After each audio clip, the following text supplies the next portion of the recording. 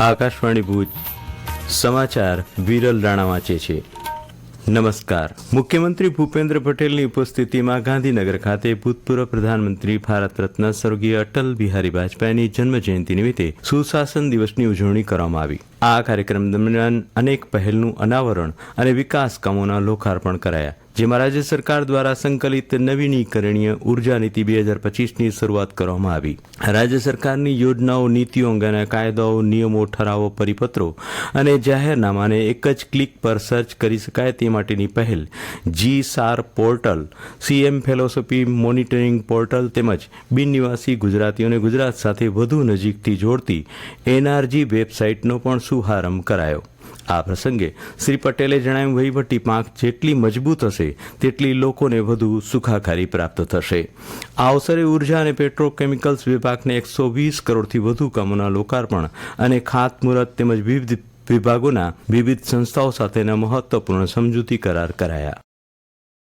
દેશના પૂર્વ પ્રધાનમંત્રી અને ભારત રત્ન સન્માનિત સ્વર્ગસ્થ અટલ બિહારી વાજપેયીની 101મી જન્મ જયંતિ નિમિત્તે સમગ્ર જિલ્લામાં જિલ્લા ભાજપ દ્વારા અનેક સેવાકીય અને સંગઠનાત્મક કાર્યક્રમોનું આયોજન કરાયું હતું. જિલ્લા મથક ભુજ ખાતે તેમની પ્રતિમાને પુષ્પાંજલિ અર્પણ કરી ભાવવંદના કરવામાં આવી હતી. આ પ્રસંગે આ દિવસને માત્ર એક દિવસની ઉજવણી ન બનાવતા જનસેવાના સંકલ્પ તરીકે ઉજવવા અનુરોધ કરાયો હતો. સુશાસન દિવસની ઉજવણીના ભાગરૂપે હમીરસર તળાવના કાંઠે અટલ કાવ્યાંજલિ સંધ્યા યોજાઈ હતી. શીખ ધર્મના 10મા ગુરુ ગોવિંદસિંહજીના સાહિબજાદાઓના બલિદાનની સ્મૃતિમાં ઉજવાતા વીર બાળ દિવસ નિમિત્તે આજથી લખપત ગુરુદ્વારાથી વિશેષ સ્મૃતિ યાત્રાનો પ્રારંભ થશે. આ યાત્રા જિલ્લાના વિવિધ વિસ્તારોમાં ફરીને આદિપુર ગુરુદ્વારા ખાતે સંપન્ન થશે.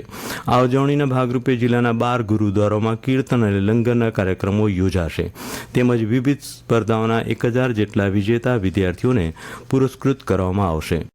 અટલ બિહારી વાજપેયીની જન્મજયંતિ અને સુશાસન દિવસના ઉપલક્ષમાં માધાપર ખાતે આજે કેન્દ્રીય મંત્રી મનસુખ માંડવિયાના હસ્તે અટલજીની પ્રતિમા અને અટલ વનનું લોકાર્પણ કરવામાં આવશે.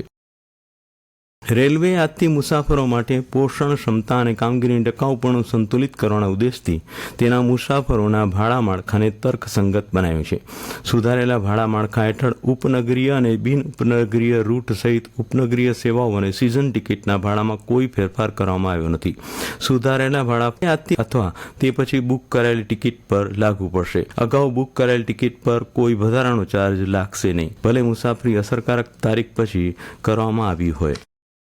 કચ્છી સાહિત્ય અને ભાષાના વિકાસ માટે ગુજરાત સાહિત્ય અકાદમી દ્વારા કરાતા આયોજન આવકારપાત્ર છે. ભુજના સ્મૃતિવન ખાતે ગુજરાત સાહિત્ય અકાદમીના ઉપક્રમે સતત 3જા વર્ષે સાહિત્ય મહોત્સવના વિધિવત આરંભ અવસરે ઉદ્ઘાટન સમારોહમાં બોલતા કચ્છના મૂર્ધન્ય સાહિત્યકાર પદ્મશ્રી નારાયણ જોશીએ અકાદમીના આયોજનને આવકારતા આ મુજબ જણાવ્યું હતું.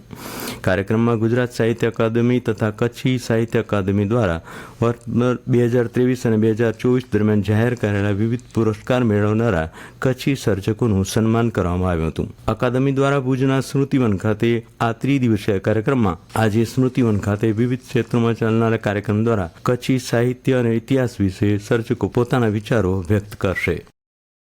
ગાંધીધામ મહાનગરપાલિકા દ્વારા જન સુવિધા અર્થે વેબસાઇટ તેમજ અપગ્રેડ મોબાઈલ એપ્લિકેશન લોન્ચ કરવામાં આવી છે. ગાંધીધામ, આદિપુર, જોડિયા શહેરો અને સંકુલના લોકો ઘર બેઠા વેબસાઇટ તથા મોબાઈલ એપના માધ્યમથી ફરિયાદો કરી શકશે અને મિલકત વેરો તથા વ્યાવસાયિક વેરાની પણ ભરપાઈ કરી શકશે. હવામાન. જિલ્લામાં છેલ્લા 3 દિવસથી લઘુત્તમ તાપમાનમાં થઈ રહેલા ક્રમશઃ ઘટાડાને પગલે ઠંડી અનુભવાઈ રહી છે. ખાસ કરીને સરહદી નલિયામાં લઘુત્તમ ઉષ્ણતામાન 10.3 ડિગ્રી પહોંચી જતાં સમગ્ર રાજ્યનું સૌથી ઠંડુ મથક બન્યું હતું. જિલ્લા મથક ભુજમાં લઘુત્તમ ઉષ્ણતામાન 13.8 ડિગ્રી અને કંડલામાં 15.6 ડિગ્રી નોંધાયું હતું. જોકે રાત્રિના સમયે ઠંડક અનુભવાય છે, જ્યારે દિવસ દરમિયાન સૂર્યના તાપને કારણે મહત્તમ ઉષ્ણતામાન 29 થી 30 ડિગ્રીની આસપાસ રહેતું હોય વાતાવરણ ગરમ રહે છે. અને આ સાથે સમાચાર બુલેટિન પૂરું થયું. નમસ્કાર.